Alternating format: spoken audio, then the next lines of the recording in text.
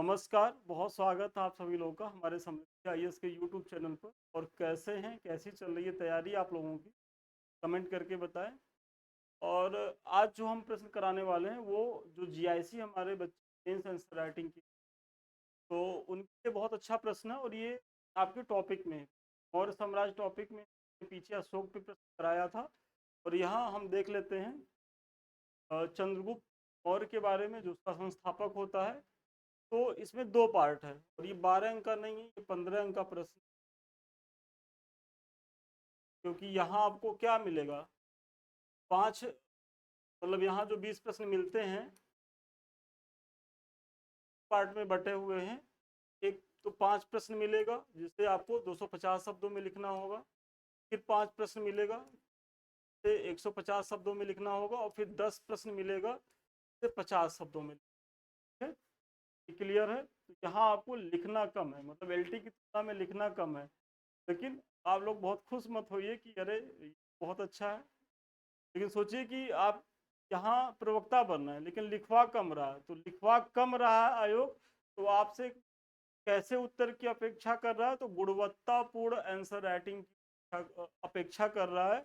और अगर आप इस पैरामीटर पे खरा नहीं उतरते हैं, मतलब आंसर राइटिंग आप टू द पॉइंट नहीं करते हैं, पहली चीज उनका निष्कर्ष बेहतर नहीं लिखते हैं, जितने डायमेंशंस में प्रश्न पूछा गया उतने डायमेंशंस को कवर नहीं करते हैं, कोई दावा करते तो उसके पीछे का यदि प्रमाण नहीं देते हैं, तर्क उदाहरण ये सारी चीजें यदि आप नहीं करते हैं, तो आप क्या है, अंक नहीं पाएंगे। क्योंकि यहाँ सीटें भी बहुत कम है और चूंकि लिखना कम है तो सारे बच्चे जो है अपना बेस्ट देंगे। और सब्जेक्ट भी एक ही है। एलटी में क्या था, दो सब्जेक्ट थे, तो भाई कोई भी टीचर होगा तो एक ही सब्जेक्ट को लेकर के उसका ज़्यादा बेहतर स्थिति में होता है। दूसरे सब्जेक्ट को तो वो काम चलाओ ही मेंटेन करता है या पास होने के लिए पढ़ता है। और एक सब्जेक्ट ऐसा होता है जिसमें यहाँ तो आप सभी लोगों की रुचि का सब्जेक्ट है, तो आप समझ लीजिए कि कंपटीशन का लेवल क्या है। और मैं आपको डरवा नहीं रहा हूँ, ये मत कहिए कि सर आप तो डरवा रहे हैं। डरवा नहीं रहे, जो यथास्थिति है वो बता रहे हैं। नहीं तो फिर आप लोग को लगेगा कि अरे परीक्षा में तो हम सब करके आ गए हैं और हमारा रिजल्ट तो हम टॉप 10 में रहेंगे, लेकिन जब फाइनल रिजल्ट आता है तो आप लड़ाई में ही नहीं रहते, मतलब आप बहुत कम नंबर पाए रहते हैं। उसके बाद क्या होता है कि आपका दिल टूट जाता है। दिल ना टूटे के पीछे की ये सारी रणनीतियां हैं, आप उसको फॉलो कर जाइए, दिल नहीं टूटेगा, परीक्षा पास कर जाएंगे। हैं? और ये बता रहे हैं कि हम लोग का खुद जो है यूपीपीसीएस देने का बहुत लंबा अनुभव है और मेंस इंटरव्यू मैंने कई लिखा है। पहली चीज, संस्थान चला रहे हैं 7-8 वर्षों से, का भी अनुभव है।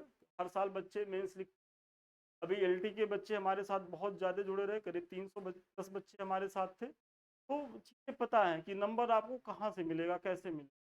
और हम अपने मॉडल उत्तर में या अपने जो हमारी टेस्ट सीरीज चल रही है, हमारा प्रयास भी वहाँ यही रहता है, हम आपको इतना टू द पॉइंट दें और इतना कारगर दें। ये जो भी हम डिस्कशन करते हैं ये हमारे टेस्ट सीरीज के पार्ट होते हैं।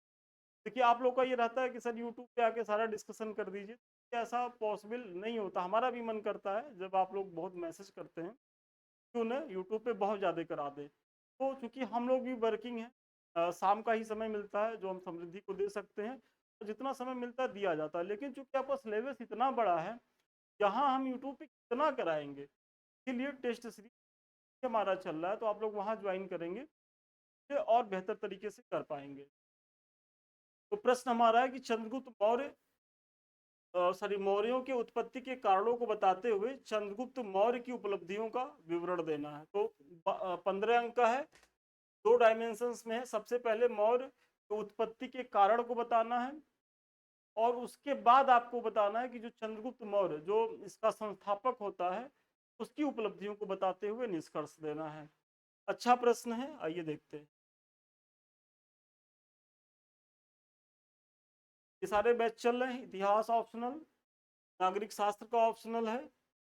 और इसमें भी ऑफर भी चल रहा है, जो स्टार्टिंग के 20 बच्चे हैं नहीं तो फिर फीस और ज़्यादा इसमें बढ़ा दी जाएगी।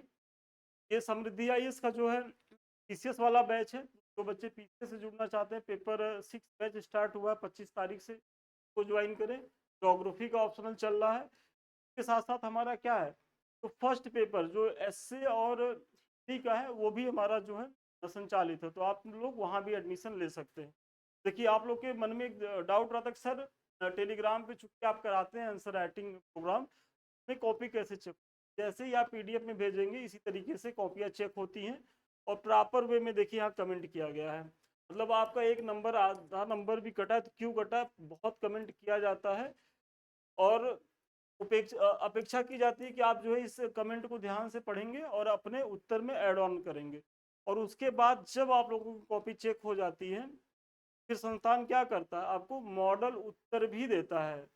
मतलब डेली 24 घंटे के अंदर अंदर आपको प्रश्न दिया जाएगा, आप लिख करके दिखाएंगे, उसका मूल्यांकन होगा, जो भी कमी रहेगी वो बताई जाएगी, फीडबैक मिलेगा इसी तरीके से और फिर आपको मॉडल उत्तर मिल जाएगा और अगले दिन का क्वेश्चन भी आपको पहले मिल जाएगा, ताकि फिर आपके पास 18 से 20 घंटा रहेगा उस टॉपिक पे आंसर राइटिंग करने के। और यही तरीका है आपकी सफलता का। बहुत से बच्चे क्या करते हैं कि बस नोट्स ले करके उनको लगता है कि नोट्स मिल जाए पढ़ के कर लेंगे, लेकिन जब तक जिस भी परीक्षा में आंसर राइटिंग मतलब मेंस है और डिस्क्रिप्टिव है तो वहाँ यदि आप अपने से कलम नहीं चलाएंगे, विश्वास मानिए कि परीक्षा में जो है आपकी कलम नहीं चलेगी। और उन्हीं बच्चों के साथ सबसे ज़्यादा दिक्कत होता है मुख्य परीक्षा में जो आंसर राइटिंग से भागते हैं। तो विश्वास मानिए कि जब आपको प्रवक्ता बनना है, पीसीएस बनना है, आईएएस बनना है, तो आप लिखने से तो नहीं भाग सकते। आप जितना लिखेंगे, जितना प्रैक्टिस करेंगे, उतना ही ज़्यादा आप सहज सरल स्थिति में रहेंगे अपने मेंस आंसर राइटिंग लिखते समय, ठीक है? परीक्षा हॉल में। प्रश्न पुनः पढ़ रहे हैं कि मौर्यों की उत्पत्ति के कारणों को बताते हुए चंद्रगुप्त मौर्य की उपलब्धियों का विवरण देना है। सबसे पहले थोड़ा सा मौर्य साम्राज्य के बारे में बताएं, क्योंकि की पॉइंट वही है, मौर्य साम्राज्य। मौर्य साम्राज्य 122 से 125 तक इसका कालखंड होता है। भारत का सबसे बड़ा और शक्तिशाली साम्राज्य था। इसकी स्थापना चंद्रगुप्त मौर्य ने अंतिम नंद शासक धनानंद को हरा कर की थी। तो आप बता रहे हैं कि भाई इसका समय क्या है, तो 322 से 185 कौन संस्थापक होता है, चंद्रगुप्त मौर्य। किसको हरा करके सत्ता प्राप्त करता है, तो नंद वंशीय शासक धनानंद को हरा कर। आगे चलकर बिंदुसार और अशोक के समय इस राजवंश का विस्तार भारतीय उपमहाद्वीप के बड़े हिस्से, मतलब चंद्रगुप्त मौर्य ने जो साम्राज्य की स्थापना की वो के पुत्र बिंदुसार और उसके बाद उसके पुत्र अशोक के समय में ये और ज्यादा अपनी पराकाष्ठा को प्राप्त करता है। और अशोक के समय में तो मौर्य साम्राज्य की सीमा इतनी बड़ी हो गई थी, उतनी बड़ी सीमा फिर भारतीय इतिहास में जब अंग्रेज आए तभी संभव हो सकी। बाकी सल्तनत मुगल के किसी शासक ने उतनी बड़ी सीमा का जो है वो शासन नहीं चलाया था। तो आपकी भूमिका का पार्ट हो गया कि भूमिका में आपने मौर्य साम्राज्य का कालखंड बताया, स्थापक बताया और उसके एक दो जो महत्वपूर्ण राजा हैं बिंदुसार अशोक के बारे में चर्चा। और इससे ज़्यादा आपको भूमिका लिखने का स्कोप भी नहीं है, बहुत ज़्यादा भूमिका लिखेंगे क्या होगा कि आपका जो है प्रश्न वो छूट जाएगा। तो मौर्य साम्राज्य की उत्पत्ति के कारण, अब भूमिका के बाद चूंकि इसमें क्या है कि आपके प्रश्न में है पहले पार्ट में कि उत्पत्ति के कारण को बताना है। उत्पत्ति के कारण में आप देखेंगे कि धनानंद का निरंकुश एवं अत्याचारी शासन तथा जनता में असंतोष। तो सबसे पहले तो आप जो नंद वंशीय शासक होते हैं तत्कालीन, धनानंद का जो स्वेच्छाचारी शासन तंत्र होता है, अपने मंत्रियों की बात न मानना, मनमानी करना और फिर चाणक्य का अपमान कर देना, जो कहानी आप लोगों को विदित है, एक पॉइंट वहां से बना लीजिए धनानंद की दुर्बलताओं को बताते हुए।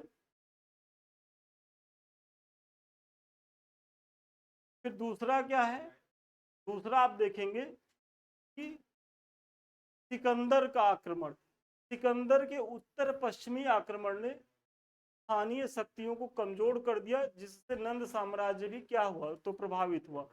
देखिए क्या है कि सिकंदर जो है बेसिकली नंद जो साम्राज्य है वहां तक वो आता नहीं है, वो पहले ही लौट जाता है।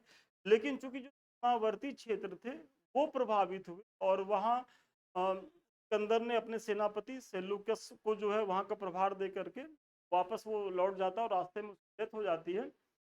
लेकिन चूंकि प्रभाव से नंदवंश भी अछूता नहीं रहा। भाई अगर कहीं भी होता है तो आसपास की चीजें प्रभावित होती हैं। और सीमा के जस्ट जो क्षेत्र थे वो प्रभावित हुए, तो ऐसे में नंद वंश भी प्रभावित हुआ। तो एक कारण आप जो है दूसरा सिकंदर के आक्रमण को भी दे सकते हैं कि सिकंदर के आक्रमण वजह से अप्रत्यक्ष ही सही जो है वो नंद वंश को जो है वो धक्का लगा था। फिर तीसरा जो है चाणक्य की प्रतिज्ञा। चाणक्य ने अपमान का बदला लेने के लिए एक योग्य शासक की खोज की और इसके लिए क्या किया कि चंद्र शिक्षित। और आप लोगों को कहानी पता ही है, दरबार में चाणक्य जाते हैं और किसी मुद्दे को लेकर के धनानंद अभिमानी रहता है और उनका अपमान करता, तो उन्होंने क्या कि भाई हम तुम्हारा जो है राज्य को फाड़ फेंकेंगे। और वो फिर चंद्रगुप्त मौर्य को प्रशिक्षित करते हैं और उसके बाद जो है जो होता है वो क्या बन जाता है, इतिहास बन जाता है। इसलिए क्या कहा गया कि जो विद्वान लोग होते हैं से पंगा नहीं लेना चाहिए। जो विद्वान होगा उसके पास बुद्धि होगी और सारा खेल ही जो है वो क्या है, बुद्धि का है। भाई मुट्ठी पर अंग्रेज आए और भारत की इतनी बड़ी सेना, इतने बड़े रजवाड़े राजाओं को एक एक करके जो है हस्तगत करते चले गए और सबसे बड़ा साम्राज्य बना लिए। तो वो बुद्धि के बल पे, समझ रहे हैं ना। तो इसलिए आप लोग भी जो पढ़े लिखे लोग हैं उनसे पंगा मत लीजिए, अरे तो नुकसान हो जाएगा आपका। फिर राजनैतिक अस्थिरता, या आप लोग किसी पद पे जाएंगे तो ये चूंकि एलटी वाले बच्चों के लिए तो आप लोग तो शिक्षक बनेंगे, लेकिन अगर इसमें कोई पीसीएस वाला बच्चा हमारा होगा, यूपीएससी वाला बच्चा, तो वो एसडीएम डीएम बनेगा। तो वो उसके पास अगर कोई भी शिक्षित व्यक्ति आए तो उसको अपने पावर का घमंड नहीं होना चाहिए। वैसे भी आपको पावर का घमंड होना नहीं चाहिए। आप हैं कौन, जनता के सेवक हैं, सर्वेंट है, पब्लिक सर्वेंट है। तो आपके जेहन में ये होना चाहिए। लेकिन क्या करिएगा, जैसे ही सत्ता आती है तो सर्वेंट वाली भावना गायब हो जाती है और जनता के मालिक वाली भावना आ जाती है। तो मालिक वाली भावना में भी आप अगर रहें, वैसे रहना तो नहीं है, लेकिन अगर आप रह भी रहें तो किसी विद्वान का अनादर मत करिएगा, नहीं तो वो आपका बहुत तरीके से अहित कर देगा। और उदाहरण है कौन, चाणक्य। फिर राजनैतिक स्थिरता को बताएं। चूंकि धनानंद तक आते आते सीमावर्ती राज्य मजबूत हो चुके थे एवं कमजोर केंद्र को चुनौती दे रहे थे। कमजोर केंद्र कौन था, मगध। भाई अगर मगध केंद्र में है और सीमावर्ती राज्य अगर मजबूत है और ये केंद्रीय जो शक्ति है कमजोर है, तो ये क्या सबका रहेगा इस क्षेत्र पे प्रभुत्व बनाने के लिए। और इसीलिए जो है नंदों की भी जो शक्ति है, महापदम नंद के समय तो ये अपनी पराकाष्ठा पे रहता है, लेकिन चूंकि उसके बाद लगातार अयोग्य उत्तराधिकारियों की झड़ी लग जाती है, तो ऐसे में मगध जो है बहुत कमजोर स्थिति में खुद ही रहता है। और फिर सीमावर्ती राज्य जो है उसको और ज्यादा थ्रेट दे रहे थे। ये सारे सम्मिलित कारण थे किसके, नंद वंश के पतन के और मौर्य साम्राज्य के उभार के। मौर्य साम्राज्य जो उदित हुआ इन्हीं सब पृष्ठभूमि के कारणों में हुआ। आपने सबसे पहले वही बताया, भाई चंद्र सॉरी जो सिकंदर का आक्रमण होता है, फिर किस तरीके से चाणक्य की भूमिका आती है, फिर किस तरीके से घनानंद का जो अत्याचारी और शासन करने का जो उसका तरीका रहता है, और फिर लास्ट में जो राजनीतिक की बात होती है। ये 4-5 कारण आपने दे दिया, आपका एक पक्ष कंप्लीट हो गया। और इससे ज्यादा लिखने का मोह नहीं पालना है, क्योंकि आपको 20 प्रश्न करने हैं, समझ रहे हैं ना। इस प्रकार उपयुक्त सम्मिलित कार्यों ने मौर्य उत्पत्ति का जो है क्या किया, तो मार्ग प्रशस्त कर दिया। अब आपके प्रश्न का जो दूसरा पार्ट है, ठीक है भाई मौर्य साम्राज्य स्थापित हो गया, के संस्थापक कौन थे, चंद्रगुप्त मौर्य थे। तो अब इनकी उपलब्धियों को भी बताना है। तो दूसरा है कि चंद्रगुप्त मौर्य की प्रमुख उपलब्धियां क्या हैं। तो ऐसे ही आपको हेडिंग डाल करके चीजों को लिखना, और यहाँ आप 2 भी कर सकते हैं, एग्जामिनर समझ जाएगा कि आप जो है दूसरे पार्ट को बता रहे हैं, ठीक है। तो चंद्रगुप्त मौर्य का समय कब से कब तक होता है, तो 322 ईस्वी पूर्व से 298, मतलब 22 वर्ष इधर और 2 इधर, मतलब ये कुल 24 वर्ष तक क्या करते हैं, शासन करते हैं। और चंद्रगुप्त मौर्य एक महान विजेता और कुशल प्रशासक था, जिसने अपने मंत्री चाणक्य को ही विष्णु या कौटिल्य भी कहा जाता है, सहायता से नंद वंश का अंत कर विशाल मौर्य साम्राज्य की स्थापना की। सबसे पहले तो आप ये बता रहे हैं कि भाई ये संस्थापक था और इसने ही विशाल मौर्य साम्राज्य की स्थापना की, पहला श्रेय तो यही है इसका। फिर अगर विशाल साम्राज्य की स्थापना कर रहा है तो इसमें आप देखेंगे कहाँ से कहाँ तक, तो हिमालय से लेकर के दक्षिण में विंध्य पर्वतमाला तक, मतलब अगर ये भारत के चीजों को देखें, ये अगर हिमालय है तो यहाँ से लेकर के ये विंध्याचल का क्षेत्र यहाँ तक है, जो मालवा वाला क्षेत्र, जो विंध्य वाला क्षेत्र यहाँ तक, और पश्चिम में काबुल नदी घाटी तक जो है इसका साम्राज्य। काबुल नदी में आप देखते ही होंगे ना कि उसमें क्या है कि दहेज में से 4 प्रांत मिलते हैं, अभी आगे आएगा तो आपको स्पष्ट होगा। यहाँ से लेकर के और यहाँ अगर आप देखेंगे तो बंगाल तक जो है इसके पूरे अधिकार क्षेत्र में था, मतलब इतना बड़ा भूभाग पर ये 24 वर्षों में ही जो है शासन करने में सफल रहा था। ये चीजें हो गई।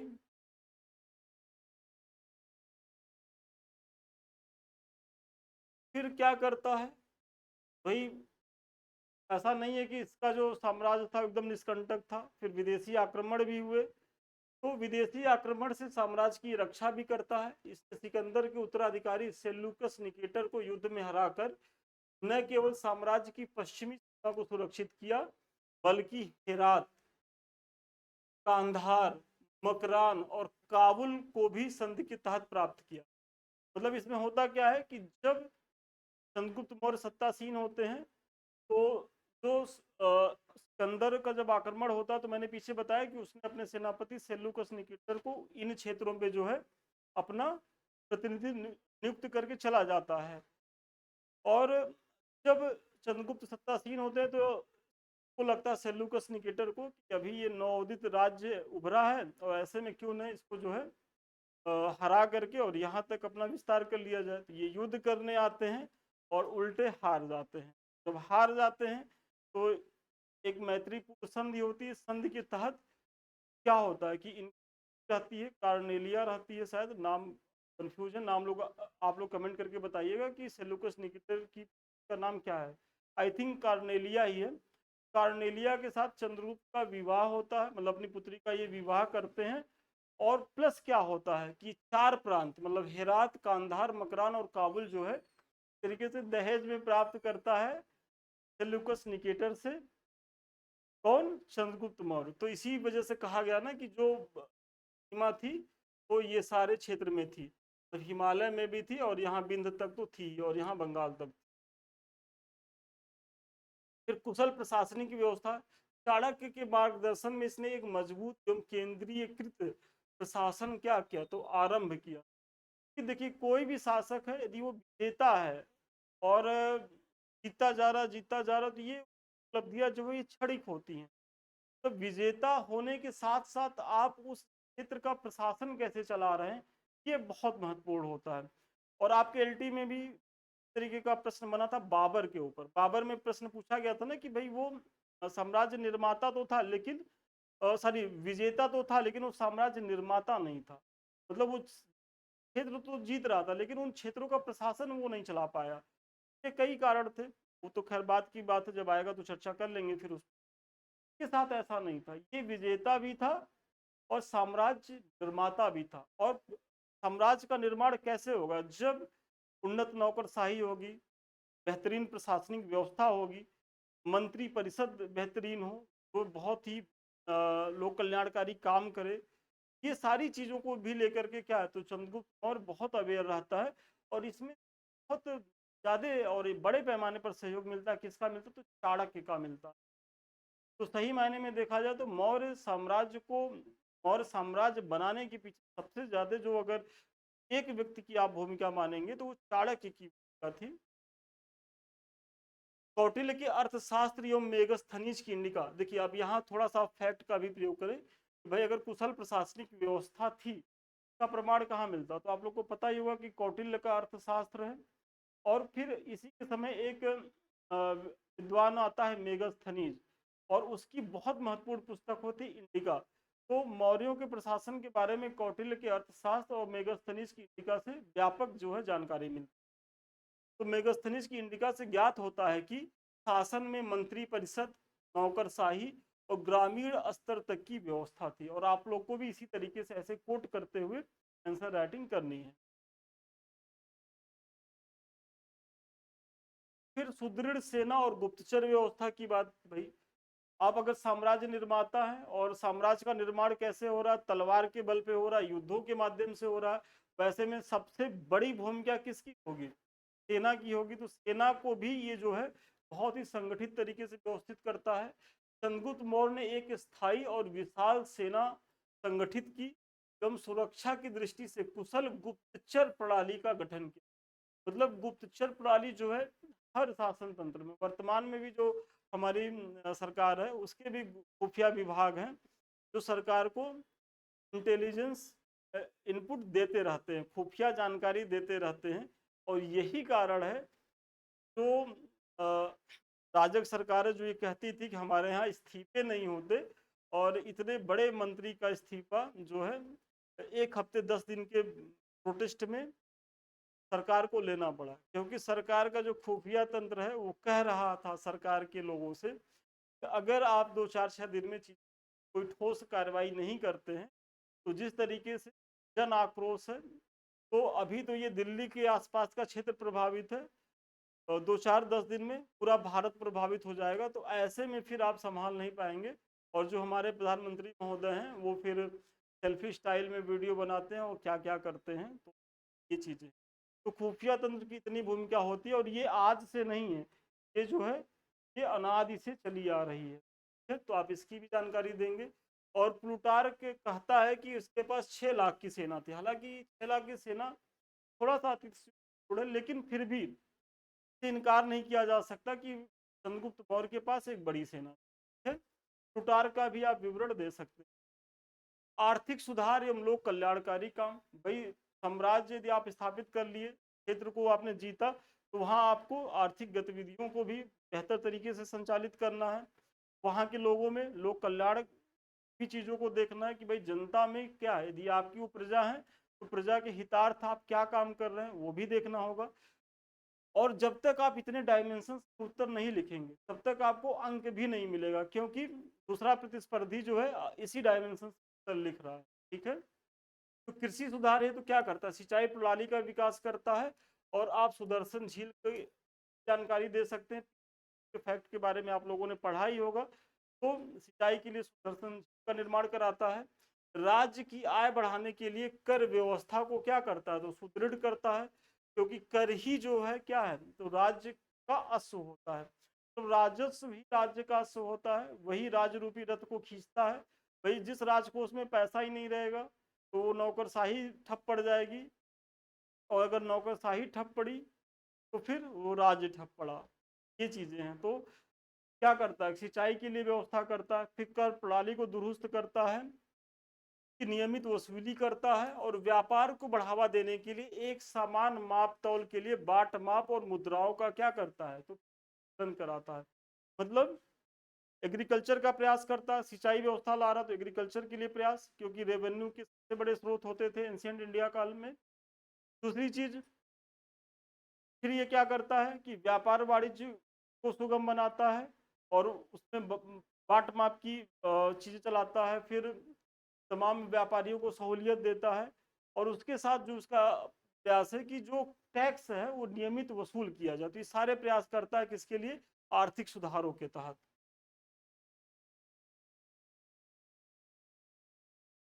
फिर अगर आप देखेंगे कि सांस्कृतिक विकास भी का एक बहुत ही महत्वपूर्ण चरण है।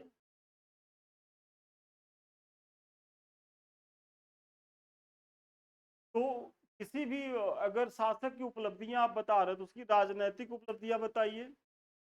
फिर वो समाज के लिए क्या कर रहा है उसको बताना, राजनैतिक, सामाजिक, आर्थिक और सांस्कृतिक उपलब्धियों को क्या करते हैं कि बच्चे उपेक्षा कर देते हैं। उनको लगता है कि राजनैतिक, आर्थिक और जो है सामाजिक उपलब्धियां ही सफिशियंट है, लेकिन विश्वास मानिए सबसे महत्वपूर्ण उपलब्धि सांस्कृतिक उपलब्धि है। भाई वो सांस्कृतिक स्तर पर, मतलब धर्म के स्तर पर कैसा धर्म सही है, फिर उसकी धार्मिक मान्यताएं क्या है, अन्य धर्मों के प्रति उसका दृष्टिकोण क्या है, ये सारी चीज़ों को बताते हुए फिर आपको एक निष्कर्ष देना है। स्थापत्य कला के बारे में उसका क्या ख्याल है, नृत्य संगीत में वो उसके विकास के लिए क्या काम कर रहा है, तो ये सारी चीज़ों को भी आपको बताना है। वैसे तो चंद्रगुप्त की जैन धर्म में आस्था थी, तब आप लोगों ने पता ही होगा कर्नाटक के श्रवणबेलगोला में जा करके ये क्या करता है, संलेखना पद्धति द्वारा जो है अपने जीवन का अंत करता है। तो जैन धर्म में इसकी आस्था थी, लेकिन वह अन्य धर्मों के प्रति भी था, मतलब उस समय ब्राह्मण और बौद्ध धर्म का भी बोलबाला था, और कहीं से भी ये प्रमाण नहीं मिलता कि जैन धर्म को बढ़ावा देने के लिए ब्राह्मण धर्म या बौद्ध धर्म की उपेक्षा की हो, है? जिससे उसके काल में ब्राह्मण, बौद्ध एवं जैन सभी का विकास हुआ। और अगर आप स्थापत्य में देखेंगे इसमें नहीं है, तो जैसे इसी के समय में आप देखेंगे कुम्भरार में जो ऐसे ऐसे भवन की संरचना प्राप्त होती है कि जिसके बारे में कहा जाता है कि मतलब ये सूसा और एक बतना से भी भव्य है। तो हालांकि वो लकड़ी का पाया जाता है, 80 खंभों पे वो उसका निर्माण कराया गया था, तो आप उसका भी उल्लेख कर सकते हैं स्थापत्य के। निष्कर्षतः कहा जा सकता है कि चंद्रगुप्त मौर्य भारत के महानतम शासकों में से एक था, जिसने एक अखिल भारतीय साम्राज्य की न केवल स्थापना की बल्कि उसे आर्थिक एवं प्रशासनिक क्या किया, दृढ़ किया। और आपको भी अपनी भूमिका में इसी तरीके से लिखना होगा सर निष्कर्ष में कि आप यहाँ क्या बता रहे हैं कि भाई अगर उसकी उपलब्धियों का आप निष्कर्ष दे रहे हैं, तो आप बता रहे हैं कि वो भारत का प्रथम साम्राज्य निर्माता था। भाई मौर्य साम्राज्य पहला साम्राज्य माना जाता है, और साम्राज्य निर्माता के साथ साथ वह आर्थिक, प्रशासनिक और सांस्कृतिक उपलब्धियों से भी क्या था, परिपूर्ण था। मतलब इन उपलब्धियों से भी वो वंचित नहीं था, इसलिए ये समग्र रूप से एक महान शासक माना जा सकता है। तो ठीक है, आज के प्रश्न का उत्तर यहीं तक था, और मुझे बड़ा भरोसा है प्रश्न के माध्यम से न केवल आपको एक मॉडल उत्तर मिला होगा, बल्कि भूमिका, निष्कर्ष और सारे डायमेंशंस को कैसे कवर करते हुए उत्तर लिखना है, इस बारे में भी हम कुछ सिखा पाए होंगे। के बारे में मैंने चर्चा करी दी है, तो अभी तक आप लोगों ने ज्वाइन नहीं किया तो ज्वाइन करें। और सबसे अंत में ये हमारा जो है टेलीग्राम का लिंक है। तो आप लोगों ने जो पढ़ा है पीडीएफ को लेकर के आप लोग बहुत ज़्यादा चिंतित रहते हैं, तो चिंता की बात नहीं है। ये जो हमारा टेलीग्राम नंबर है ये वाला @समृद्धि IAS ऑफिशियल, आप लोग इसे ज्वाइन कर लें। आपको यहाँ पीडीएफ एक समय के बाद संस्थान डाल देता है। चंदन, इसको आप डाल रहे हो कि नहीं? डाल रहे हो ना? हाँ, इसको डालते रहना। देखिए मैंने आप लोग के सामने भी अपने जो सहायक हैं उनको मैंने कह दिया है, ये डालते रहेंगे। साथ ही साथ ये कुछ हमारे लिंक्स हैं, तो यूट्यूब से अभी हम आप रूबरू हैं, और दूसरा है संदीप मिश्रा ऑफिशियल। सारे चैनल आपकी तैयारी के लिए बेहद उपयोगी हैं। अभी तक आप लोगों ने इन्हें सब्सक्राइब नहीं किया तो सब्सक्राइब करें, वीडियो अच्छा लग रहा हो तो लाइक, कमेंट, शेयर करें। और सबसे अंत में यदि आप हमसे बात करना चाहते हैं या हमारे किसी बैच से जुड़ना चाहते हैं, 7303307507 संपर्क कर सकते हैं। तो ठीक है, आज के लिए इतना ही। पुनः मिलते हैं नए वीडियो में नए क्लास के साथ। तब तक के लिए धन्यवाद, बहुत शुभकामनाएं आपको।